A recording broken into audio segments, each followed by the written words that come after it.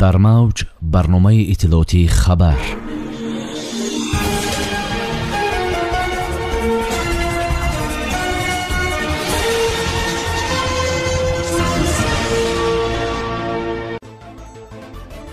دوشنبه میزبانی نیم ماراتونی بین‌المللی می شود. تخم ارزان شد. 70 درم. گرمای تابستان با کار مرغپروران تاجیک تاثیر رساند. راهی کوچه به نام لایق شیرالی شهر پنجکند منفرش می شود. هیئت هنرمندان ازبکستان به تاجیکستان آمد. در ازبکستان شرایط بودوباش شهروندان تاجیکستان را ساده می کنند.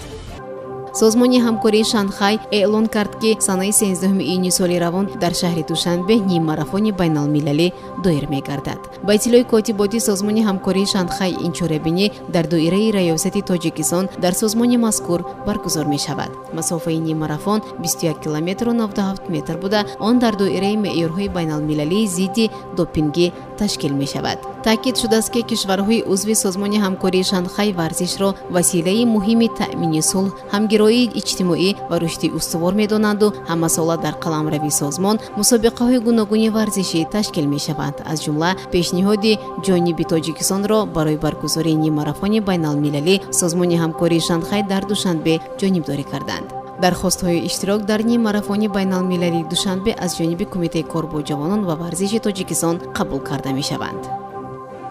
حالا در بازار و فروشگاه‌های ولایت سوخت ارزش تخم به 70 درم برابر شده است، چیزی که یک هفته قبل نرخ آن تا 120 درم ارزش داشت. شریفه یک فروشنده بازار پنجشنبه در صحبت با سپوتنیک تاجیکستان سبب با پایان روی نرخ تخم را از گرمای تابستان ارزیابی کرد. او گفت در فصل گرما میزان خرید تخم در بازارها کاهش یافته است. بنا به گفته او حالا نرخ یک قوطی تخم تا 21 سومانی و یا یک دانه آن به 70 درم برابر شده است. در مقایسه با 3-4 روز گذشته پایان روی نرخ 40% رقم زده می شود. عبدالله صابیرов یک صاحبکار مرغپرور در ناحیه باباجان غفورов ابراز نمود که روند کاهش یابی نرخ تخم تا این جانب همه ساله در فصل تابستان مشاهده می شود و سبب چنین حالت را گرمای طاقت فرسا شرح می دهد. مسئولان سرریاست کشاورزی در ولایت سوخت درباره فعال بودن 130 فرمای مرغپروری اطلاع می دهند. چنین فرماها به پرورش مرغ‌های تخم دهنده و گوشتی مشغول بودند.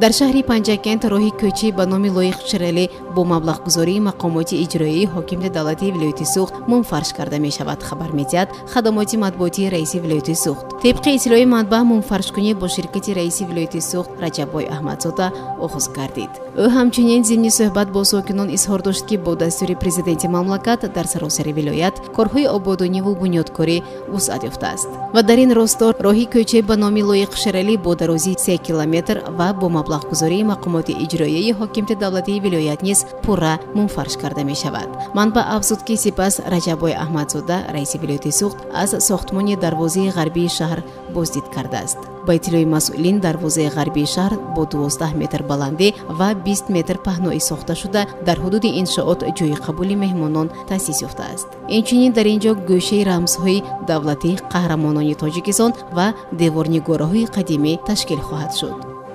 گروه هنرمندان معروف جمهوری ازبکستان در هیئت زیاده از 100 نفر آوازخوانها، مقام سرایان، مطربان و رقاصان تحت رهبری وزیر فرهنگ جمهوری ازبکستان آزادبek نظربekov به شهر دوشنبه آمدند. مهمانان را در فرودگاه بین‌المللی شهر دوشنبه وزیر فرهنگ جمهوری تاجیکستان زلفیه دولتزاده و معاون اول او عابد نظریان استقبال گرفتند. هنرمندان ازبک در برنامه مشترک کنسرتی استادان صنعت جمهوری تاجیکستان و جمهوری ازبکستان شام دوستی که سنه 10 ایونی سال روان در مجمع دولتی کوخی برباد با حضور پرزیدنت جمهوری تاجیکستان محترم امامعلی رحمان و پرزیدنت جمهوری ازبکستان شوکت میرزیویف برگزار می‌گردد اشتراک می‌نمایند.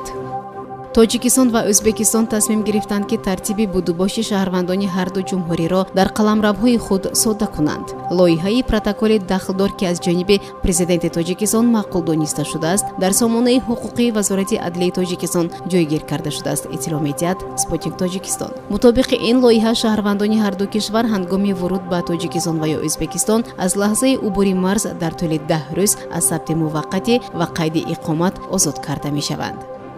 سامیان عزیز، این بود برنامه اطلاعاتی خبر. تا برنامه دیگر در امان خدا باشید. خیر. برنامه اطلاعاتی خبر از رویدادهای تاجیکستان، منطقه و جهان آگاه باش.